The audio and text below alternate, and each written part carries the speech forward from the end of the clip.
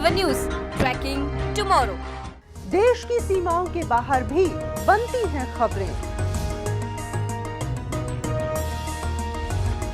अमेरिकी राष्ट्रपति चुनाव हो या फिर सीरिया के मौजूदा हालात,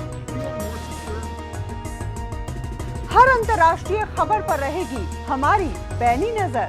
देखिए वर्ल्ड न्यूज सिर्फ अलाइव 24/7 न्यूज पर। बिजनेस वर्ल्ड की हर खबर, बदलती इकोनॉमी पर नजर, सेंसेक्स की ऊंची नीची चाल, रुपए डॉलर पर गोल्ड की मार, हर सवाल पर लाइव एक्सपर्ट की राय।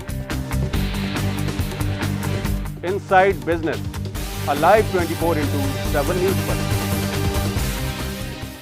हॉटनेस की डिमांड, गॉसिप का फीवर, बॉलीवुड का स्पाइसी तड़का, सेलिब्रिटी का बर्थडे हो या हो पार्टी में स्लैंग, और होगा एक्स्ट्रा एंटरटेनमेंट। देखिए मेरे साथ Bollywood glitz Monday to Friday only on Alive 24/7 news पर।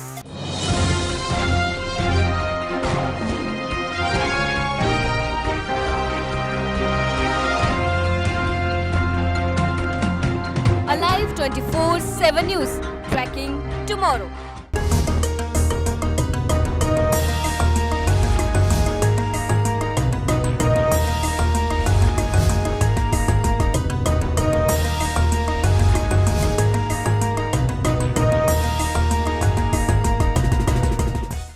नमस्कार, वर्ल्ड न्यूज में आप सभी का बहुत बहुत स्वागत है और आपके साथ मैं हूं सुधा शर्मा। आज के हमारे इस खास कार्यक्रम में हम बात करेंगे उमलांगा त्योहार की। साथ ही आपको बताएंगे किस प्रकार से भूकंप ने एक बार फिर से पाकिस्तान को दहला दिया है। इतना ही नहीं, उत्तर कोरिया के तानाशाह की चुनौती भी आप तक पहुंचाएंगे। तो आइए शुरुआत करते हैं हमारे इस खास कार्यक्रम की।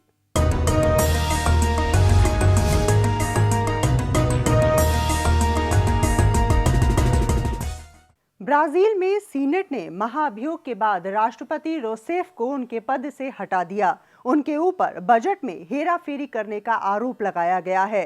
आइए आपको दिखाते हैं खास रिपोर्ट।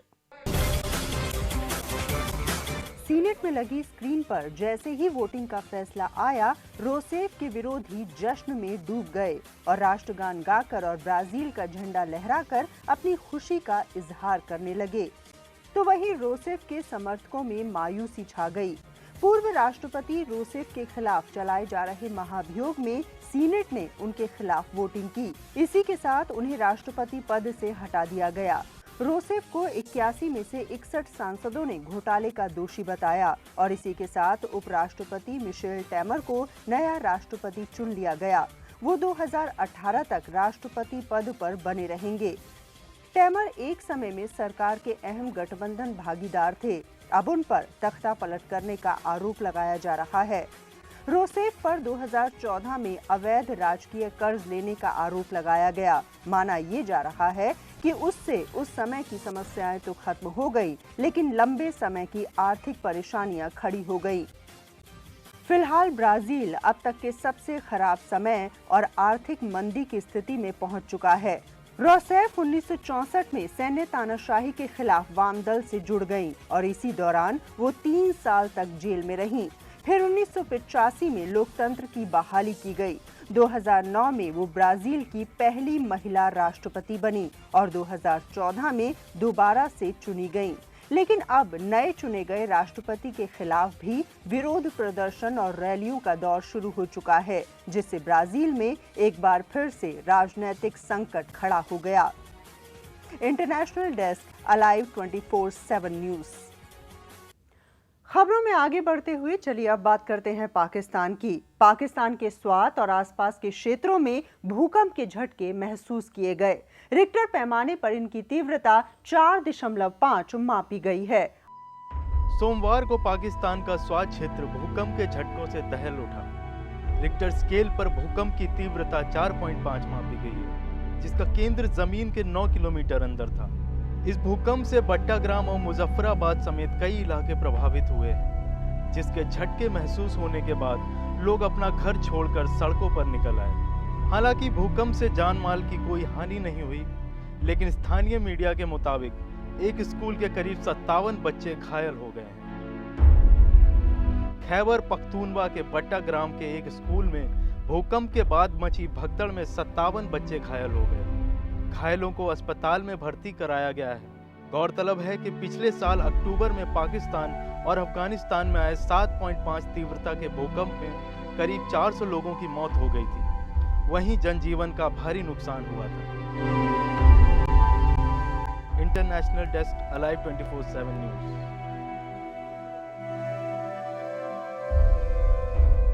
और चलिए अब बात करते हैं उत्तर कोरिया की। उत्तर कोरिया ने इस हफ्ते 3 बैलिस्टिक मिसाइलों का परीक्षण किया है।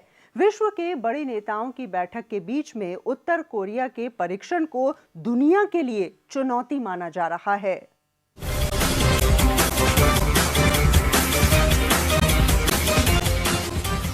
एक बार फिर उत्तर कोरिया के तानाशाह की चुनौती दुनिया को दहलाने की। दक्षिण कोरिया के मुताबिक 3 बैलिस्टिक मिसाइलें 3 बजे उत्तर कोरिया के ह्वांगजू प्रांत से जापान सागर में दागी गईं। इन परीक्षणों को 2 हफ्ते पहले पनडुब्बी से किए गए बैलिस्टिक मिसाइल परीक्षण की तुलना में कहीं ज्यादा घातक परीक्षण माना जा रहा है। उत्तर कोरिया ने इस साल कई मिसाइल परीक्षण किए हैं। इस परीक्षण से पहले का सबसे हालिया परीक्षण 24 अगस्त को किया गया। उस समय पनडुब्बी से बैलिस्टिक मिसाइल दागी गई, जो जापान की तरफ लगभग 500 किलोमीटर तक गई। गौरतलब है कि मिसाइल परीक्षण ह्वांगजू में आयोजित G20 बैठक से इतर दक्षिण कोरिया के राष्ट्रपति और चीनी राष्ट्रपति की मुलाकात से कुछ घंटे के बाद किया गया। चीन को हमेशा से उत्तर कोरिया का एकमात्र बड़ा सहयोगी देश और आर्थिक सहारा माना जाता रहा है, लेकिन अब उत्तर कोरिया के परमाणु और मिसाइल परीक्षणों के कारण इन दोनों देशों के आपसी रिश्तों में खटास आ चुकी है। National desk alive 24/7 news.